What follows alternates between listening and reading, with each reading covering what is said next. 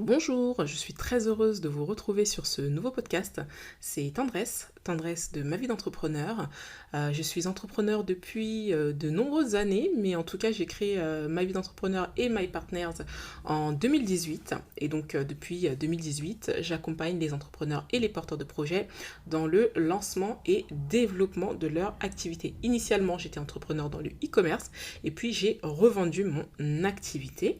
J'organise aussi, mais je ne suis pas seule, on est une grosse équipe, le grand speed meeting des entrepreneurs et porteurs de projets qui est un événement qui normalement a lieu annuellement, mais l'année dernière on n'en a pas fait, le dernier était en 2022 et là on va en faire un cette année, le 4 mai, donc on va ouvrir la billetterie très officiellement le 3 avril, le matin, le 3 avril à 9h, vous allez pouvoir acheter vos places pour assister à cet événement exceptionnel dont je vais vous parler un peu plus loin dans le podcast. Mais il faudra savoir que c'est un événement pour les entrepreneurs, pour les personnes, les porteurs de projets et les personnes intéressées par l'entrepreneuriat, même si vous n'avez pas d'idées concrètes. Dans le fond, peu importe, vous allez avoir des thématiques vraiment très pertinentes qui vont vous aider avec des conseils vraiment très concrets qui vont vous permettre de réussir et d'accélérer votre succès entrepreneurial, vraiment de propulser votre carrière entrepreneuriale avec des invités exceptionnels comme par exemple Kelly Massol qui sera là. Et Kelly Massol va intervenir sur la thématique les étapes pour passer d'entrepreneur indépendant à PME en forte croissance.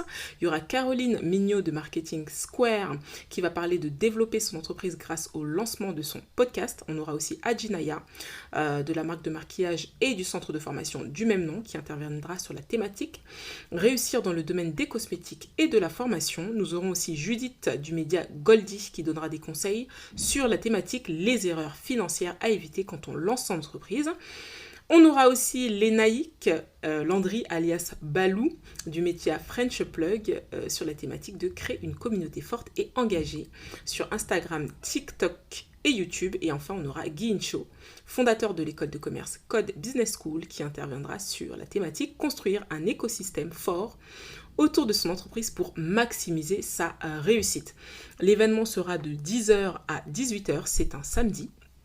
Et cet événement vous permettra aussi de gagner des cadeaux. On aura par exemple Kelly Massol qui va vous permettre de gagner 2 coachings de 15 minutes avec elle en privé dans une salle dédiée à cet effet pour répondre à toutes vos questions, vous donner son avis sur votre projet par exemple ou votre entreprise pour l'aider à s'accélérer, vous donner des conseils pertinents, des tips, avoir un retour d'expérience, un regard extérieur sur votre activité, vos projets. Donc 2 personnes auront la chance d'être tirées au sort durant l'événement. Vous aurez aussi la possibilité de gagner 2 coachings avec Audrey Dansou du compte Instagram Comme une Boss. Par contre, ce coaching, ce ne sera pas durant l'événement, bien entendu. Ce sera après l'événement, en visioconférence, et vous allez convenir d'un rendez-vous avec elle. Bien sûr, ce sera financé par nous-mêmes. Donc voilà, pas mal de petites choses à gagner, des cadeaux, un service traiteur, il y aura un DJ aussi qui sera là pour le moment du speed meeting pour passer vraiment un très bon moment.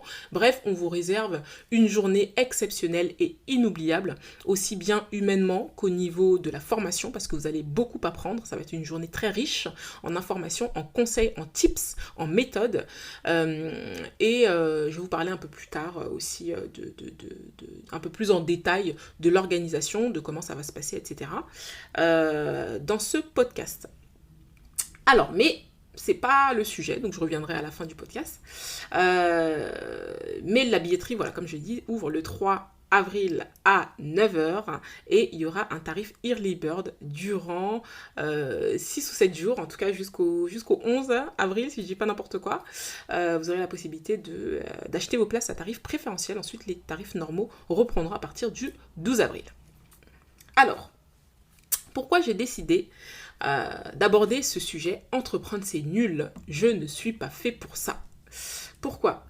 Parce qu'en fait, en ce moment, je vois un petit peu de posts, vidéos ou de contenu qui souhaitent sensibiliser autour de la difficulté du métier, je ne sais même pas si on peut dire métier, mais en tout cas du statut d'entrepreneur. Et c'est vrai qu'être entrepreneur, c'est compliqué. Être entrepreneur, c'est pas facile. Être entrepreneur, c'est pas fait pour tout le monde. Et surtout, être entrepreneur, ça demande quand même un mental. Vous allez être challengé, tout au long de la vie de votre entreprise. Mais moi, ce qui me paraît quand même étonnant, c'est qu'on a l'impression qu'en fait, c'est si horrible que ça, alors qu'il y a plein d'autres domaines pour y être qui sont beaucoup plus complexes. Alors, vous allez peut-être trouver ça bizarre. Mais par exemple, moi, dans mon cas, quand je suis devenue maman, j'ai trouvé ça hyper difficile. Et pourtant, quand on regarde, tout le monde est parent et ça ne demande pas forcément de diplôme, ça ne demande pas forcément de statut spécifique, ça ne demande pas forcément non. Il y en a même parfois, financièrement, ils n'ont pas les moyens, mais ils font des enfants, etc. Donc, et pourtant, je trouve ça extrêmement difficile d'éduquer, d'élever des enfants. Mentalement, c'est hyper difficile. Et en plus, moi, je ne connais que les enfants en bas âge parce qu'ils sont encore petits. Je vais découvrir les autres problèmes que je vais rencontrer quand ils vont grandir. Mais en tout cas, de l'expérience que j'en ai, c'est... Je dirais pas que c'est un enfer, mais... Franchement, je me retire de dire des choses horribles, mais vraiment, être parent, c'est hyper difficile. Et quand je l'ai été, j'ai trouvé même que être entrepreneur, c'était beaucoup plus simple. Alors oui, on a des difficultés, oui, mais j'ai envie de dire, en fait, comme dans la vie, en fait. Moi, je connais pas quelqu'un qui peut s'asseoir devant moi et me dit qu'il n'a pas de problème et que sa vie, elle est super simple. Je ne connais pas. Alors effectivement, il y a des périodes peut-être un peu plus sympas dans une vie et que, comme les saisons, il y a l'été, l'hiver et compagnie, le printemps et l'automne. Mais je veux dire, l'entrepreneuriat, c'est pas plus difficile que d'autres domaines qu'on a l'habitude de tous vivre. Comme je l'ai dit, être parent, un truc bête et qui est notre quotidien, vivre avec quelqu'un, avoir un homme, une femme, etc., en fonction de si c'est une personne facile à vivre ou pas, c'est aussi difficile en fait. La vie de couple, c'est difficile. Parfois, les relations familiales avec des frères et sœurs ou des amis, etc., c'est aussi difficile. Enfin, moi, je sais pas quel domaine est super facile et ne rencontre aucun challenge en fait. Et j'ai l'impression que les gens, ils pensent que aller dans l'entrepreneuriat, ça sera les vacances, se tourner les pouces, etc. Non, je suis désolée. Comme dans le salariat c'est dur aussi.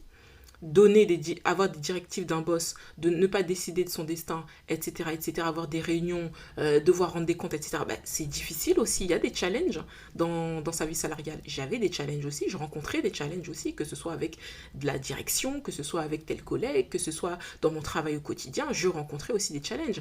Et plus vous allez prendre des postes à responsabilité, et plus vous allez avoir des challenges. Donc, je ne sais pas pourquoi certains veulent que l'entrepreneuriat soit beaucoup plus facile. Alors que l'entrepreneuriat, en fait, t'es maître de toi-même. Donc ça veut dire que du coup, t'es livré à toi-même. Et quand t'es livré à toi-même, c'est dur en fait. Tu peux pas t'attendre à de la facilité. Donc c'est pour ça que je comprends les gens qui sensibilisent et qui disent que arrêtez de croire que l'entrepreneuriat c'est facile, arrêtez de croire que l'entrepreneuriat c'est les vacances. Ça c'est vrai parce que vous vous trompez. Si vous pensez les discours un peu comment devenir riche en 24 heures, vous vous gourrez complètement. C'est pas dans l'entrepreneuriat en tout cas. Mais l'entrepreneuriat reste quand même le domaine ou le chemin qui va te permettre d'atteindre des gros objectifs si tu es quelqu'un d'ambitieux. Ou du moins de mieux allier ta vie personnelle et ta vie professionnelle. Ça reste quand même l'un des chemins que je trouve qui te rend le plus libre. Après ça c'est mon avis personnel et c'est l'expérience que j'en ai fait. Donc je comprends ce côté, oui, il faut sensibiliser, il faut dire que c'est pas évident, etc. Mais il y a un moment donné, il faut aussi quand même être honnête et regarder la chance qu'on a. On a quand même la chance d'être à notre compte, on a quand même la chance de gérer comme on veut, on a effectivement nos challenges, etc. Il n'y a pas de souci, mais on a quand même la chance, en tout cas, en fonction du domaine d'activité et du niveau et du stade d'avancement où on est dans notre business, on a quand même la chance de pouvoir très bien gagner notre vie, ou du moins très correctement pour d'autres, et encore extrêmement bien encore pour d'autres. Je veux dire qu'à un moment donné, il faut quand même réaliser que c'est une chance qui est offerte par ce domaine et par ce chemin. Par contre, moi, je voudrais attirer l'attention sur le fait qu'il y a des domaines d'activité à éviter. Moi, je pense que le problème, c'est pas forcément l'entrepreneuriat. Le problème, c'est qu'il y a des domaines d'activité dans lesquels il ne faut pas se lancer parce que vous allez avoir mal à la tête et vous allez vous droguer au Doliprane. Les domaines, par exemple, de l'artisanat, comme par exemple les domaines de la coiffure, les domaines de la restauration, les domaines du transport, ce sont des domaines qui sont difficiles. C'est des domaines infernaux, c'est des domaines très compliqués. Vous avez à longueur du temps des problèmes à gérer. Donc parfois, le problème, c'est pas juste l'entrepreneuriat, le problème, c'est le domaine que tu as choisi. Tu as des domaines comme le transport qui sont des domaines très générateurs de business, qui ramènent de l'argent, mais c'est des domaines très difficiles. Moi, je sais que j'ai une amie qui a dû fermer sa boîte parce qu'à un moment donné, elle avait plus de vie, elle n'en pouvait plus. Elle me disait, mais moi, je suis pas devenue entrepreneur pour bosser comme ça, parce que parfois, j'allais la voir et elle répondait à des salariés, elle répondait à des coups de fil, elle s'embrouillait avec tel client. Enfin, il y a un moment donné, tu vis plus en fait. Et elle me disait, moi, je ne suis pas devenue entrepreneur pour ça. Du coup, là, elle se lance dans d'autres domaines, elle est en train de faire pas mal de choses par-ci, par-là, d'essayer de rebondir par-ci, par-là. Mais il y a un moment donné, oui, ça ramène peut-être de l'argent certains domaines, mais il y a certains domaines qui sont difficiles. Et il y a d'autres domaines qui, en plus de ne pas ramener beaucoup d'argent, ou du moins de ne pas ramener assez, ils sont difficiles. Donc, finalement, le problème, c'est pas toujours l'entrepreneuriat. Parfois, il faut regarder un petit peu plus loin que ça. Vous avez aussi des domaines où vous êtes directement en train de fabriquer, et vous devez industrialiser. Moi, je sais que j'ai une cliente, par exemple, en plus, elle a dû... En fait, elle a lancé son activité au même moment où elle est tombée enceinte. En fait, elle est tombée enceinte quelques temps après. Du coup, elle a dû mettre de côté ses projets parce qu'à un moment donné, elle était fatiguée. Elle devait produire des jus, en fait. Et elle produisait toute seule parce qu'elle n'avait pas assez de fonds pour s'acheter du matériel, pour industrialiser son activité. Là, ça lui demandait des fonds beaucoup plus importants, etc., etc. Du coup, qu'est-ce qu'elle m'a dit? Elle m'a dit, je vais être obligée de faire une pause parce que j'ai pas les fonds. J'ai pas les fonds et peut-être aussi, je sais pas pourquoi elle voulait pas aussi demander des prêts, tout ça. Oui, il y en a, ils sont pas trop aussi à l'aise avec ça, demander des prêts à la banque pour leur projet, ce que je peux comprendre aussi. Hein. Mais du coup, par exemple, dans un cas comme ça, effectivement, tu vas dire quoi? Tu vas dire, ah, l'entrepreneuriat, c'est dur, j'en peux plus, etc. Non, finalement, il faut juste que tu industrialises. Et pour industrialiser, il faut que tu aies des revenus supplémentaires. Voilà. Donc moi, je dis juste qu'il faut prioriser des métiers avec peu de charges. Il y a des métiers où vous avez trop de charges. Les plus grosses charges, que ce soit les charges de produits, de matières premières, etc. L'autre charge qui est souvent très importante dans certains domaines, ce sont les charges salariales. C'est trop. Vous payez des cotisations URSSAF par-ci par-là, tu rajoutes les salaires, tu rajoutes des taxes qu'on t'invente, qu'on te met sur un chapeau, parce que la France, c'est des professionnels pour ça. Et tu te retrouves en fait avec beaucoup d'argent qui rentre, mais très peu d'argent qui reste. Et bien, c'est peut-être pas le domaine où tu devrais continuer. Peut-être tu dois te poser, tu dois te dire, bon, est-ce qu'il ne faudrait pas que j'arrête aussi ? Ou peut-être est-ce que je ne devrais pas augmenter mes tarifs aussi, parce que c'est une autre possibilité, l'augmentation des tarifs. Parfois, il vaut mieux augmenter ses tarifs, avoir moins de clients, parce qu'il y a le délire aussi, oui, mais si j'augmente mes tarifs, je perds une grosse partie de ma clientèle. Alors oui, mais dis-toi que, et comme je l'ai dit dans un post, chaque prix a son client. Il y a un moment donné, si tu as un certain prix, tu vas attirer une certaine catégorie de clients. Et moi, je vous parle aussi en connaissance de cause, parce que j'ai eu ce blocage-là, de me dire, ouais, mais les gens, ils n'ont pas d'argent et tout, ça va être chaud, vaut mieux. Ah bah non. Et en fait, je suis partie à un séminaire et j'ai rencontré des gens qui m'ont fait des entrepreneurs. Vraiment, tous étaient des personnes vraiment très avancées, hein, des personnes vraiment aguerries. Et en fait, je leur parlais de mon club, etc. Et le tarif de mon club était hyper pas cher à la base. Et ils m'ont dit, attends, t'es sérieuse? T'es sérieuse vraiment? Tu veux mettre ce prix-là? Sachant que je leur avais expliqué et ils avaient compris qu'il y a un certain type de clients que je ne voulais plus attirer. Parce que moi, si vous voulez, historiquement, j'attirais voilà, la clientèle entrepreneur, porteur de projet, très novice.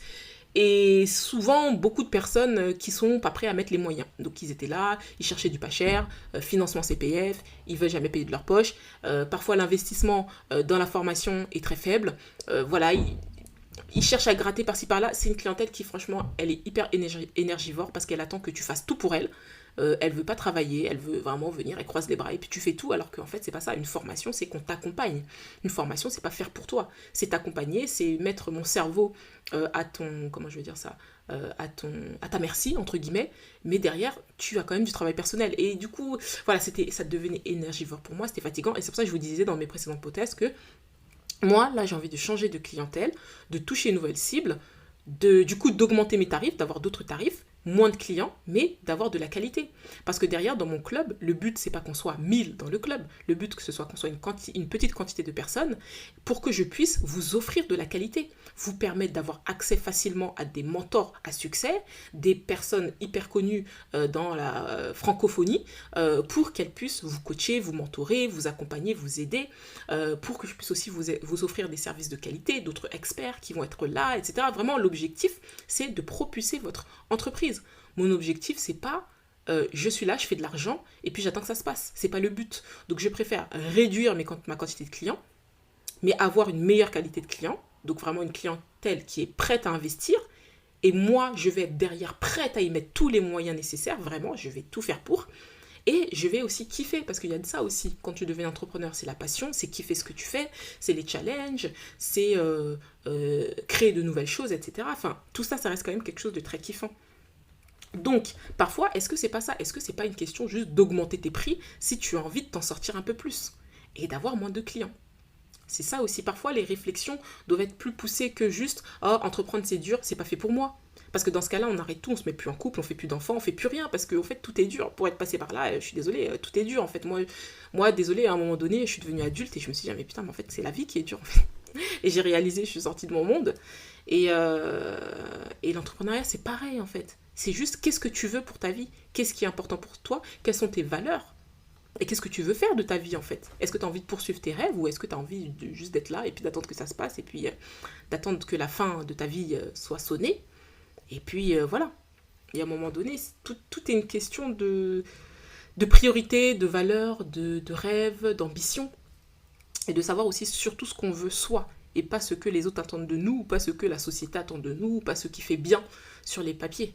C'est aussi qu'est-ce que vous voulez. Et dans le fait bien sur les papiers, il y a une question aussi de est-ce que c'est pas mieux parfois d'avoir une société où tu es tout seul, où tu comptes que sur toi-même, où t'as pas de salariés, où t'as pas des mal de crâne tout le temps, où t'as pas des gestions de ouf à faire.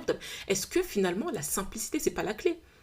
Tout le monde n'est pas fait pour faire des choses grandioses avec des centaines et des milliers de salariés et se gratter la tête quotidiennement. Tout le monde n'est pas fait pour gérer un niveau de stress au quotidien complexe parce que plus ton entreprise est grosse et plus tu auras des problèmes à gérer.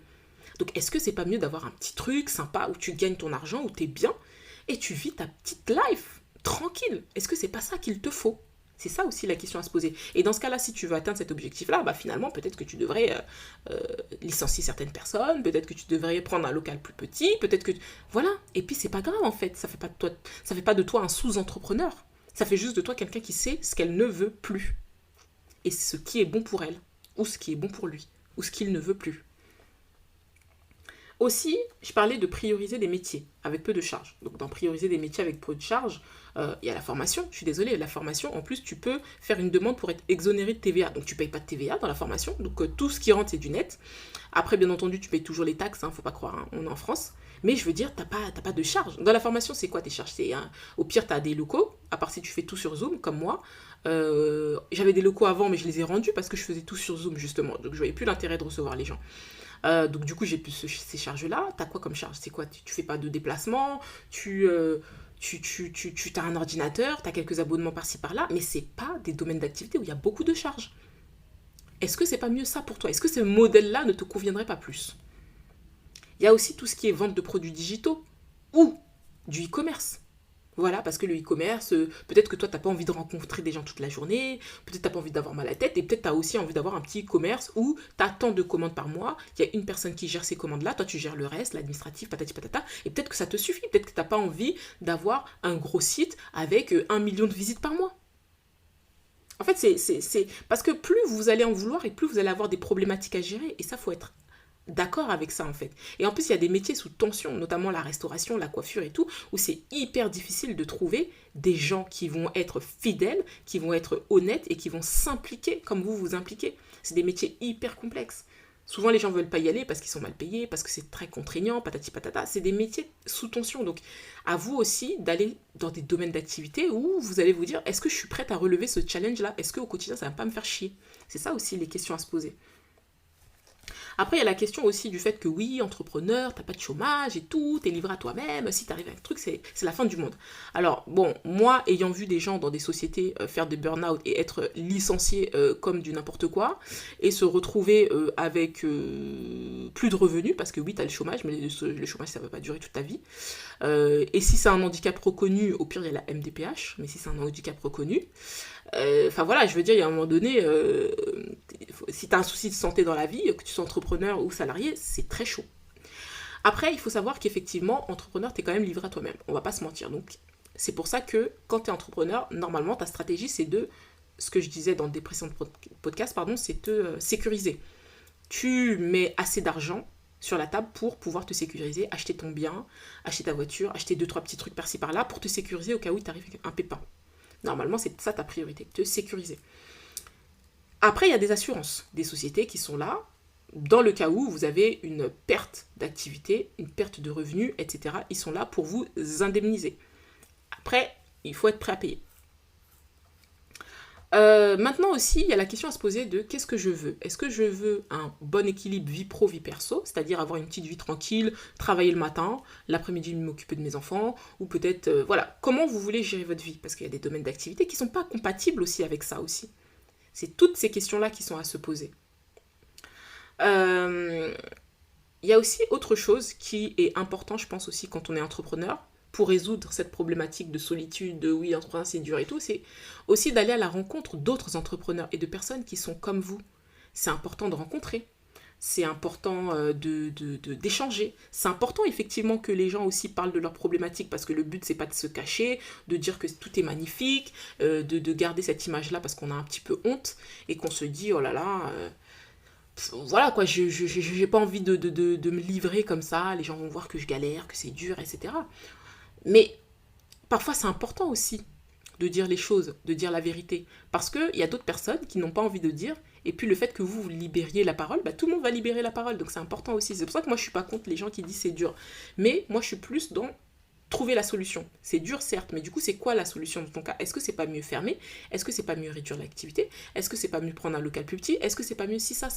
Est-ce que ta tranquillité d'esprit et ta charge mentale en bonne santé ne vaut pas mieux, ou ta santé mentale, pardon, ne vaut pas mieux que l'image que tu renvoies aux gens, ce truc-là bah ouais, il faut avoir des salariés pour dire que j'ai réussi, il faut avoir un grand local pour dire que j'ai réussi, il faut avoir ceci pour dire que j'ai réussi. Est-ce que tu as vraiment besoin de ça? Au final, tu as ton argent, parfois même, tu vas peut-être même gagner beaucoup plus d'argent que celle qui se prend la tête avec des salariés, etc. Toi, tu as ton petit truc, tu gagnes bien ta vie, tu fais tes achats de par-ci par-là, enfin, parfois, la simplicité est la clé, quoi. Est-ce que c'est pas mieux ça pour toi? Et c'est pour ça que oui, comme je disais, c'est important d'être bien entouré, avoir les bonnes personnes à tes côtés, rentrer dans des réseaux d'entrepreneurs, aller dans des événements, rencontrer d'autres gens, c'est super important, faut pas s'isoler. Le fait que tu entendes que d'autres personnes rencontrent aussi des problèmes, c'est rassurant. Après, ça sert à rien d'être rassuré au point où tu te dis ouf, putain, il y a pire que moi. Enfin, c'est pas le but. Le but, ça reste quand même de se dire ah, je ne suis pas seule à rencontrer des problèmes, ce que je vis n'est pas non plus anormal.